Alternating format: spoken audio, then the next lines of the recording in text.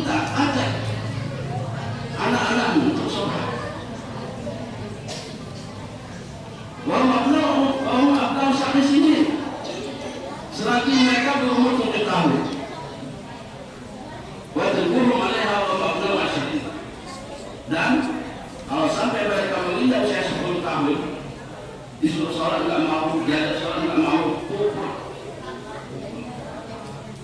Pelajaran sampai dia tidak sholat. Begitu kan sangat keras, sangat keras. Maksudnya ya.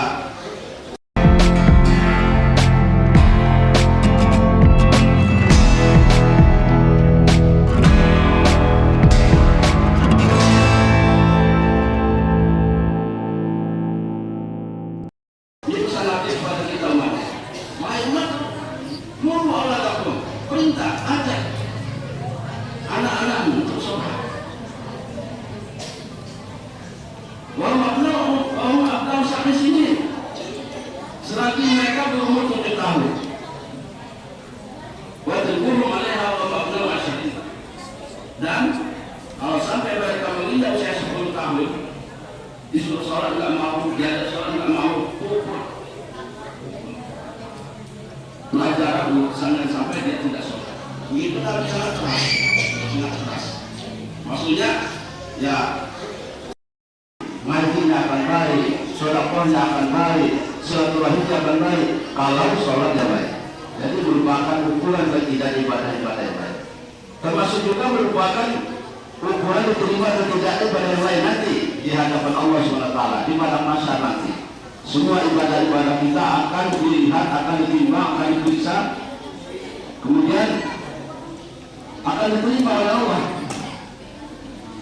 Nah, yang pertama kali yang diperiksa, yang dilihat oleh Allah adalah sholatnya. Dari semua ibadah, Allah belum melihat puasanya, Allah belum melihat zakatnya, Allah belum melihat ngajinya, Allah belum melihat sedekahnya, Allah belum melihat silaturahimnya. Tapi Allah lihat pertama, lihat sholatnya. Sholatnya yang pertama akan diperiksa, sholat yang pertama akan dilihat. Kalau sholatnya bagus, lalu diterima, maka ibadah yang lain akan ikut terima oleh Allah SWT. Tapi kalau sudah sholat yang ditolak oleh Allah, maka yang lain tidak ada berat, tidak ada gunanya. Ya. Tidak ada gunanya ibadah yang lain kalau tidak ada sholat. Puasa kita sia-sia kalau nggak sholat. Zakat kita sia-sia kalau nggak sholat. Infak kita akan sia-sia kalau tidak sholat. Ngaji kita akan sia-sia kalau tidak sholat. Bahkan haji sekalipun, umrah sekalipun, kalau nggak sholat sia-sia, tidak akan terima oleh Allah SWT. Jadi sholat ini adalah merupakan ibadah yang sangat besar pahalanya, tetapi juga merupakan ukuran untuk ibadah yang lain, ukuran baik dan ibadah yang lain, dan ukuran diterima dan ibadah yang lain. Kaum muslimin dan muslimat rahimahumullah, sholat ini selain kewajiban mempunyai banyak hikmah-hikmah. Di antaranya bahwa salah satu dari hikmah sholat adalah sepanjang kita sholat, Allah akan mencurahkan rahmat sepanjang kita sholat. Sejak kita berdiri takbiratul ihram Allahu Akbar sampai selesai sholat sampai salam, sepanjang itu Allah memunculkan rahmat. Kalau boleh kita ibaratkan, Allah memegang semprotan, semprotan. Dimana semprotan ini isinya adalah rahmat. Sejak kita takbiratul ihram, semprotan ini dimunculkan. Terus kalau sudah menikah 10 tahun, ini udah pas SD. Nah, ambil pas SD ya, kelas 5 SD, kelas 6 SD, itu 10 tahun. Kalau sudah ada 7 tahun disuruh sholat, ada sholat, ada satu mau 10 tahun masih tidak mau juga. Kata Nabi yang tindakan keras. Kalau pukul, kalau marah, jangan diam. Jangan diam, anak kita sholat diam. Anak kita keluar diam. Anak kita tidak sholat, kita seperti bebas. Allah Allah. Tuntutan Allah pada kita nanti.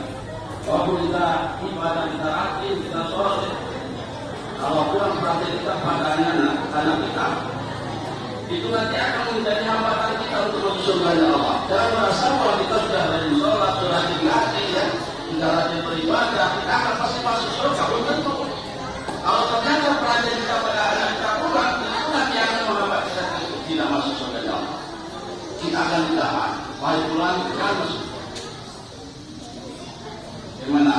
dunia, diajak sholat tidak, disuruh sholat tidak, diperhatikan tidak. Kalau ternyata tidak, maka ibadahmu tidak bisa menghantarkan ke surga. Sholatmu tidak bisa memasukkan ke surga karena kamu melalaikan kewajiban. Kewajiban untuk mendidik anakmu sholat, kewajiban untuk mengajak anakmu sholat, itu punya bakat. Ya, tidak cukup kita hanya rajin sholat sendiri, rajin ibadah sendiri, tapi keluarga kita harus kita perhatikan juga. Itu akan menjadi tanggung jawab kita di hadapan Allah. Kamu sendiri muslimah dalam Allah. Sekarang ini di zaman yang katanya zaman sudah canggih segala macam dunia, jangan sampai kecanggihan zaman ini ya meruntuhkan sehingga pada saat ini kita tetap dalam keadaan sehat walafiat, kita masih dapat melaksanakan tugas kewajiban kita sehari-hari. Mudah-mudahan apa yang telah Allah berikan kepada kita ini, apapun namanya, dapat kita manfaatkan dengan sebaik-baiknya, sehingga tidak hanya bermanfaat untuk kehidupan dunia, tapi juga tidak kalah pentingnya bermanfaat untuk kehidupan kita di akhirat. Salawat dan salam semoga tetap berpulang pada junjungan kita Nabi Muhammad Sallallahu Alaihi Wasallam. Mudah-mudahan kita yang mengaku sebagai umatnya ini benar-benar menjadi umatnya, benar-benar menjadi umatnya, menjadi umatnya yang setia, menjadi umatnya yang patuh, menjadi umat yang taat mengikuti ajarannya. Sehingga dengan begitu kita nanti akan diakui bahwa kita benar-benar umatnya. Dan insya Allah dengan bukan itu di hari akhir nanti ada harapan kita untuk mendapatkan syafaatnya. Amin ya rabbal. Bapak Ibu dan adik semuanya, jamaah muslimin muslimat rahimakumullah, pada malam hari ini ada malam tanggal 27 Rajab. Kurang lebih sekitar 15 abad yang lampau, pada tanggal 27 Rajab ini Nabi kita Muhammad Sallallahu Alaihi Wasallam dipanggil oleh Allah dalam perjalanan Isra Mi'raj untuk menghadap kepada Allah. Tentunya menghadap Allah ini ada tujuan, tidak hanya menghadap saja. Yang paling penting, yang paling pokok Nabi dipanggil dalam perjalanan ini adalah karena Allah ingin menyampaikan satu perintah yang sangat penting. Karena Allah ingin menyampaikan satu perintah yang sangat penting. Dan perintah ini adalah merupakan